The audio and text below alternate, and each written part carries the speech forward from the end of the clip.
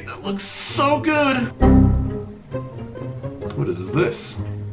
Check if your credit card has been stolen. My credit card hasn't been stolen. It's right here. What if it has been stolen? 5417. Oh, it's thinking about it. What the? It's not supposed to do that. Where are you going? You just got... What? What? Oh, come on! What is up? Welcome to the official 100% ultimate David Hasselhoff approved, not how to be scammed guide. If you are new here, welcome to the FuzzFam channel. My name is Ben. So I wanted to make this video because one of the calls I had at work this week, those of you that don't know, I'm a cop. Good for you. Was a telephone call to a girl that had been scammed. The call actually came in as like a bounce check or a fraud or something like that. When I called her, started getting into what happened, she started telling me this story. She was contacted online by a person that was wanting to hire her to be like a personal assistant. And before she knew it, he had sent her her first paycheck before she did any work for several $1,000s, which she cashed. And then the new boss asked her to go buy iTunes gift cards. Sounds good. Oh, this poor girl. Long story short, she ended up losing over $3,000. And this girl sounded like she was 19, 20 years old, venturing out into the world to live life as an adult. And the first thing she does as an adult is get scammed. So I felt really bad for her. I did everything that I could. I gave her a case number, which is what she needed to get the bank helping her. And I tried to educate her a little bit about the warning signs to look for on scams. My goal with this video is to share some information with you guys and a few stories to empower you and your friends and your family, your loved ones, your nana, your papa, your dog, your cat. Yeah, we get it. So you don't become one of the victims of these idiots. If I talk about any websites or links during the video, I'll put those in the description down below. So if you guys need to use them, it'll be easy for you to do that. So what is a scam? Yeah, it's a kind of soil. There's all kinds of scams out there. Hot dogs, restaurants putting ice in your beverages, Donald Trump's hair, the WNBA. I could keep going, there's thousands. But let's take a look at a few of the more dangerous ones. They can check in the mail for something you didn't do. Sounds great, but it's not a good thing. As Scam Week continues, tonight, investigator Joe Ducey lets you know why so many people fall through this one and how to know if that check is really good. All right, Joe. Show us, Joe. She would work from home. I was supposed to be making $2,100 a month. not U.S. She sold cosmetics online and found a buyer sending more than asking price. All right, that right there, that is the biggest flag out of probably any scam that you know you are being scammed is when you get a check for more than what you are supposed to get. And you especially know once they ask you to send the difference back to them. If you are ever wiring money, sending money to anybody that has sent you a check and is asking for the difference, 100% scam. Sounds good. $1,650, and she only owed me $414. They each got checks from legitimate banks for large amounts, like these, the ones that people send me every day asking, can I deposit them? Are they real? Yes and no. Banks allow the deposit, but the checks are fake. And that's it. If you guys get these checks, you can cash them. They're gonna be cashable. They're good enough that they initially fool the bank, or they at least deposit it. I'm not a banker, I don't know how that works, but they will deposit at first. And you don't find that out until after the scammer has instructed you to take out some of the money and send it back to them. Your money's gone. So, how do you check a check? We found this Federal Reserve website and looked up this check Dottie sent me. I found the business is real, but when I put in the check routing number and the bank listed, they didn't match. Or you could just live by this rule. You don't get money for nothing. Deposit one of these upfront checks and you lose every time. That's the other most common sense thing I could probably tell anybody is if it seems too good to be true, it probably is. Another one that's been around for a long time, but still very alive and well, they're still getting thousands of people, is the IRS scam. You're basically going to be contacted by somebody pretending to be an IRS agent, claiming you have an outstanding balance in taxes, and that you're going to be arrested or have a warrant put out for your arrest if you don't pay the balance. And of course, they're going to scam you into making that payment over the phone getting your credit card or check information. They'll call, email, or text you, claiming you owe back taxes or there's a problem with your tax return. They even rig caller ID to make their call look official. They play on your fears. They threaten to take your driver's license or sue, arrest, or deport you. They want you to pay fast. What's the truth? The truth is the IRS's first contact with you will always be a letter in the mail. It's not a phone call, email, or text message. They won't insist that you pay with a prepaid debit card, a wire transfer, or cashier's check. Now you know. How may I help you? Hi, is this the IRS? Yeah, where can I help you? Hi, I just had a very disturbing message left on my phone saying the IRS is trying to sue me. I was sending the police officer at your mailing address to arrest you at the arrest warrant. You're gonna arrest me? Oh my. Oh my gosh. Okay guys, if you cannot tell at this point that this is a scam, honestly, I think most of the people falling for this, I don't know. I'm not sure who these people are. I talk to them every week when they call to make a complaint with us. This will just be more funny to watch for most people, but honestly, if you didn't know about this stuff, now you know. I mean, how do I not be arrested? So paying the penalty amount, like $7,000. $7,000. Wow. Okay. Oh, and then I won't be arrested? Yes. You are not be arrested at this time. Okay. Nobody will touch you without my permission. Gotta get that dot confirmation.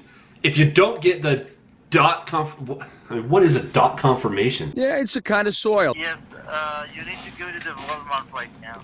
I need to go to the Walmart. Okay. Why? Do you need some groceries too? I can pick you up some cotton swabs or stuff. If you are ever told to go to a Walmart, ever, that's another sure sign it's a scam. Sounds good. So here's one that kind of picked up pace around the first of the year, but it's still going on. It's not one that I get a lot of people calling to report on. And this one's pretty tricky. It's easy to fall for this one because it can happen so fast before you even realize what happened. Can you hear me? A simple question, but police say answering it could make you the victim of a scam. Here's how it works. The phone will ring. Hello? And when you answer it, Hello? the person on the other end of the line introduces themselves and their business. Police say sometimes this is an automated recording. After an introduction comes the question. The next thing you hear is, they'll say, "Can you hear me?" Police say our natural response is to say yes. Hello? Hi, this is Josh from the customer service department. Can you hear me okay? Well, yes. Yes, I can. But that word is what gets you into the scam. Oh! Police say scammers record your response. Yes. And then claim to sign you up for products you never asked for. If you try to deny the charges, the scammers play back your verbal response. Yes. And threaten to take legal action if you don't pay. Police say to avoid this scam, don't answer the phone from numbers you don't know. It's recommended if you identify this, you just hang up on them. But like most scam calls that I personally get, I like to have a little bit of fun with them. Can you hear me okay? Mom? So obviously we've only scratched the surface. We've only talked about some of the more common ones that I've seen as a police officer and that affect a lot of people out there. But there's a ton of others. So nobody's gonna be able to keep up with all the scams going on all the time. Because the scammers are always adapting. They're gonna come up with new ways to gift wrap their scams, or they're gonna come up with brand new ones you've never heard of. But if you wanna do a little bit of research and keep on top of it, just use the power of the internet. Let's go to Google and just look up current scams. All right, so the very first return comes from consumer.ftc.gov, scam alerts. So you go to this and look, right on an easy list right at the top, it's got, by date, most recent scam alerts. Probably a good thing to keep on top of. Look at that, Equifax, shocker, right at the top there. All right, I haven't got any calls from anybody claiming to be Equifax yet, but this is a good thing to point out. Guys, current events in the world. I mean, you can look and see here, you got hurricane stuff, Equifax, all the things going on in the news. Obviously, scammers are gonna take those events and they're gonna find a way to make a scam around them because it's current, people know about it. It makes it more believable. This is Equifax calling to verify your account information? Nah. Nah. I don't think so. Equifax, I don't think so. As of the making of this video, which is mid-September 2017, the biggest fear on a lot of people's mind is this Equifax data breach. If you happen to be watching this, months and years down the road, this won't be as relevant. But for now, if you're worried about being affected by this, which I know a lot of people are, they're scared about what's happened, they're wondering what they can do. On the USA.gov site, speaking about the Equifax data breach, they tell us about a website of Equifax's dedicated to the breach where you can actually learn if you're impacted.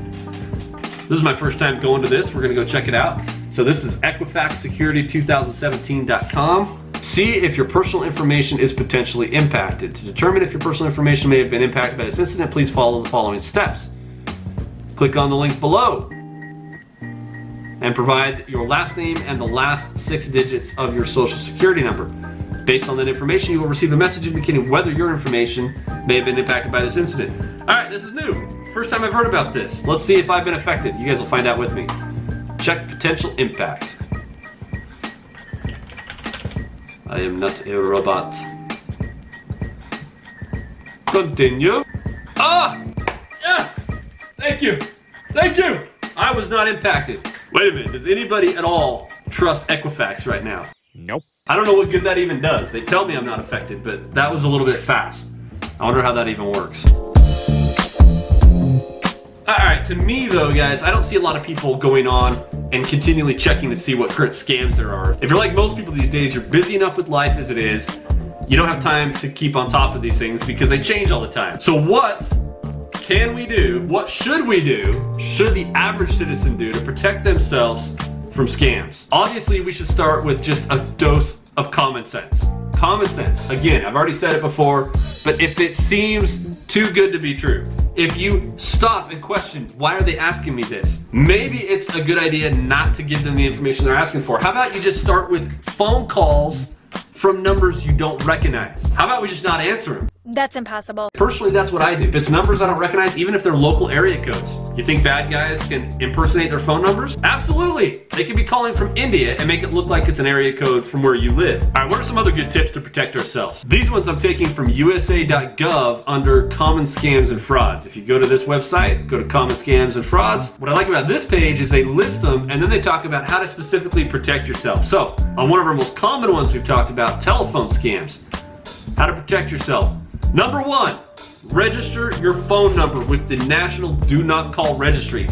All right, let's do this. National Do Not Call Registry.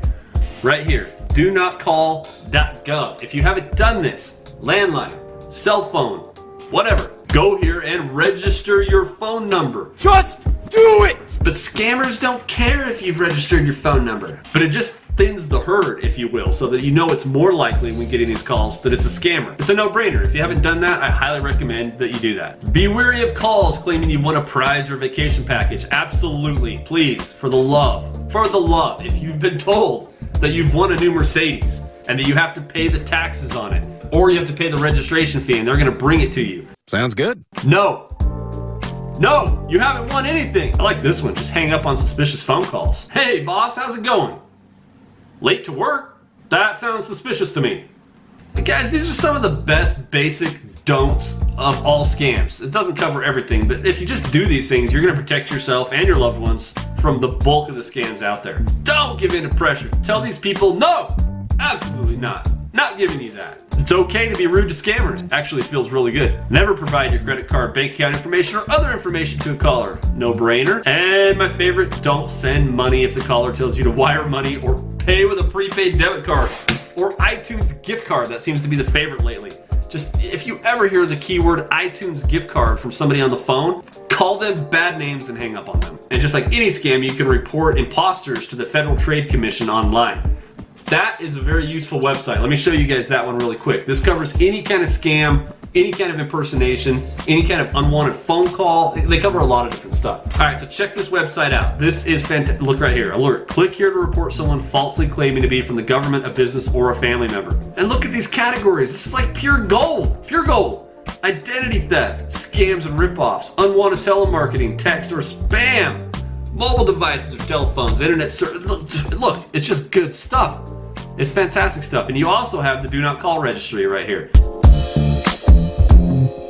There's just so many better things to spend your money on than giving it to these people. Bundt cakes, trips to Disneyland, electric toothbrushes, bundt cakes, beautiful artwork. Anyways, guys, remember David Hasselhoff. Hello there. Don't be Hoff. Don't fall victim to these people. And if it does happen to you, don't beat yourself up too much about it. Just learn from it. Share your experiences with other people so that it doesn't happen to them. This is where if I had a catchphrase, I would say it right now. But since I don't, I'll just say have a fantastic week. I love you guys. See you next time.